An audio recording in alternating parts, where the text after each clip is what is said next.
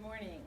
Thank you very much for being here today for this very important announcement from the Diocese of Erie. As most of you know, today we're announcing one of the most significant revisions we've ever made to our policy for the protection of children and youth. And today we plan to share several details of aspects of this multifaceted initiative. Bishop Lawrence Persico will provide remarks, and then as usual, we'll make one-on-one interviews available for each of you. In addition to Bishop Persico, Monsignor Ed Losi, our Vicar General and Director of the Office for Protection of Children and Youth, will also be available. Monsignor Losi is here with us. I also want to introduce you to Cindy Zemchek, who's sitting next to Father, Monsignor Losi. She's been serving as coordinator of the Office for the Protection of Children and Youth since June of last year. We're pleased to have her leadership within the office. But I'd like to begin with a few comments to provide some context for our announcement.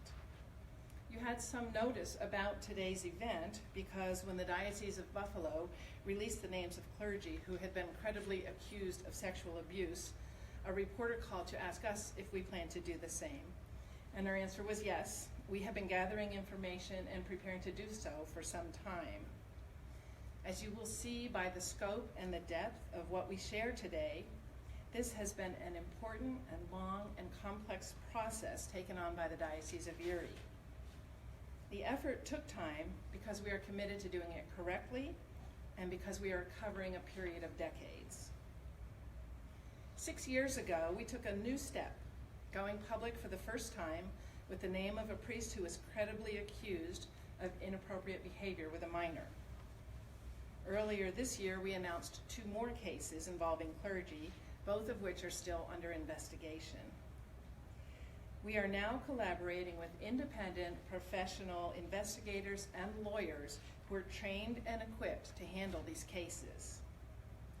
We have protocol in place to reach out pastorally to victims and to parish and school or other communities immediately affected by these situations.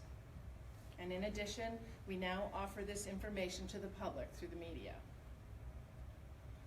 Bishop Persico has made it a priority to get a handle on exactly what information the diocese had on file about criminal and inappropriate activity on the part of anyone involved with minors within the church in the Diocese of Erie going back more than 70 years. As has been reported early in his tenure, Bishop Persico invited District Attorney Jack Denary to go through all our files, and that process was begun. Mr. Denary's investigators had to suspend their efforts in September of 2016 when the Pennsylvania Attorney General included our diocese among the 6 that are now part of the grand jury investigation into sex abuse within the church. We, of course, have cooperated with the investigation, and Bishop Persico will provide more details about what that has meant.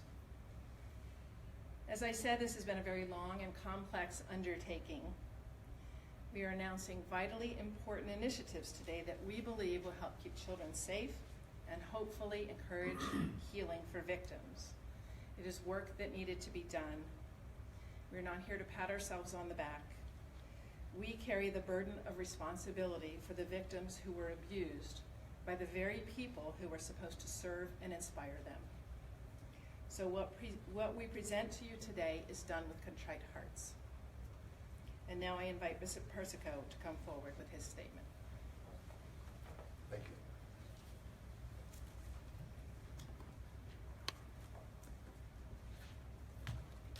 Good morning. Today, the Diocese of Erie is announcing a major update in our policy for the protection of children and youth. The policy we've been using has served us well. It has always been a living document, adapted and adjusted to the times. But today, we are announcing one of the most significant revisions we've made to the policy since it was established 32 years ago. Before I share details of those changes with you, I want to express my sincere sorrow and apologies for the sexual abuse that has occurred within the church, particularly here in the Diocese of Erie. I have met with victims and listened to the pain they and their loved ones experienced. It is appalling to learn what they went through. Abuse is traumatic enough, but it's earth-shattering when it's perpetrated by someone who is in a position of trust. I have a profound personal respect for survivors of abuse. Like anyone else, I cannot comprehend how someone can victimize innocent children and youth.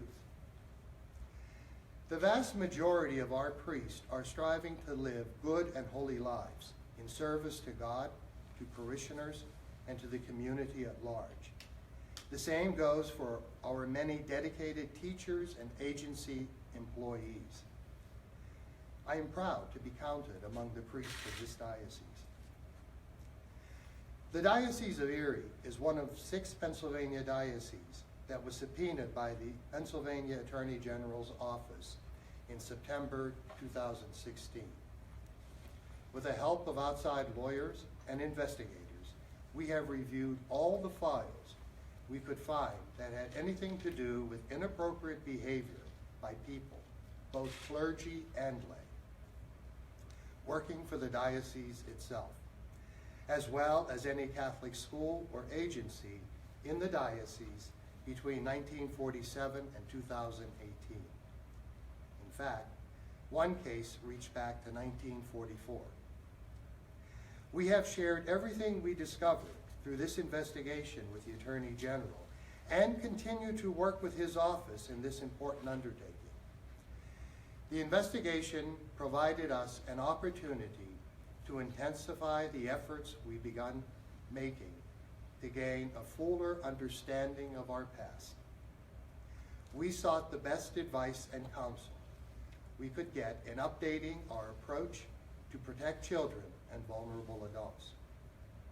And so today, the Diocese of Erie is unveiling a significantly revised policy for the protection of children and youth. We believe the policy is among the most comprehensive in the nation. Members of the diocesan staff have been working for more than a year with the Pittsburgh-based law firm of K&L Gates to develop this policy. Members of my staff and administration, the Presbyteral Council, the Diocesan Review Board, all have collaborated in the process and given their full support to the approach we are announcing today. The new policy includes 3 major components. First, it has expanded set of definitions that leave no doubt as to what constitutes abuse. It also includes definitions for terms such as threshold evidence.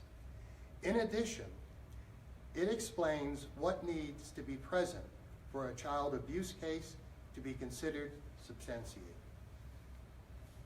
The second significant change in our policy is the greatly expanded role of the Office for the Protection of Children and Youth. It will now become the central depository of all allegations from any school, agency, parish, or other source connected to the Catholic Church in the Diocese of Erie. As you may know, anyone working or volunteering with minors or youth in any Catholic institution in the Diocese of Erie currently must secure clearances from the Commonwealth of Pennsylvania. Going forward, in addition to those clearances, they will need a clearance from our Office for the Protection of Children and Youth. The third aspect of our new policy is an updated and revised website, going live today at erieRCD.org/policyupdate.htm. The site contains the new policy in its entirety. Per our new policy, the site includes the names of people who have been credibly accused of actions ranging from furnishing pornography to minors to direct sexual assault of minors. These actions, in the diocese judgment, disqualify them from working with children and youth. The list, which made headlines before we even released it, is different than what other dioceses have released. in that it includes 34 priests, 20 of whom are deceased, as well as 17 lay men and women, 2 of whom are deceased. I know people stand firmly on both sides of whether or not releasing the names of these individuals is the right decision. Some will say that it has taken far too long to publish these names. Others think we shouldn't do it at all. They say we are not showing mercy. As Catholics, we believe the Lord has infinite mercy and absolution for those who are contrite and sincerely seeking forgiveness, but that does not mean they are free from the ramifications of their behavior. We made efforts to notify all the living people on this list through our attorneys. In publishing the list of those who have credible allegations against them, the first goal is the protection of children. It is not possible for us to monitor all the people on the list. This is an important step in helping the public become aware of information that is important for the community's well-being. Some people are concerned that publicizing these names will open old wounds.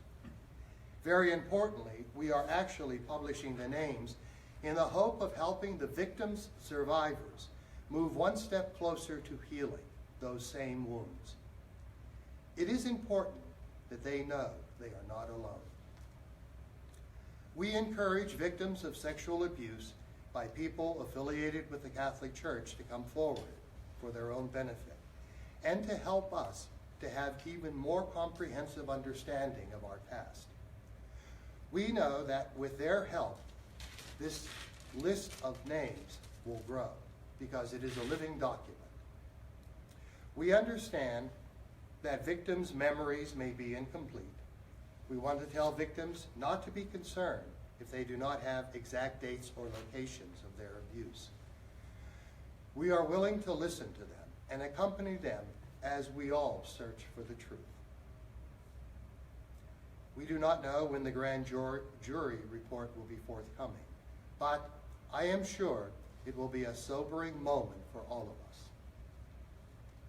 Finally, I encourage the wide distribution of the information you'll find at the end of my written statement, in the hope that all victims who feel locked in darkness will consider coming forward to begin the healing process.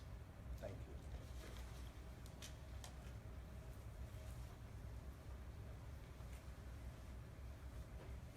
So I have hard copies of my statement, of Bishop Persico's statement, of our policy, and of the website that will go live this afternoon. So I'll share those with you now, and I thought maybe you would want to take a few minutes to look at those.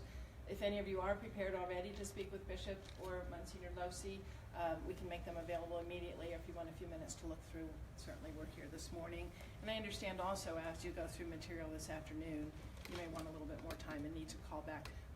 Both Bishop and Monsignor will be available by phone as well.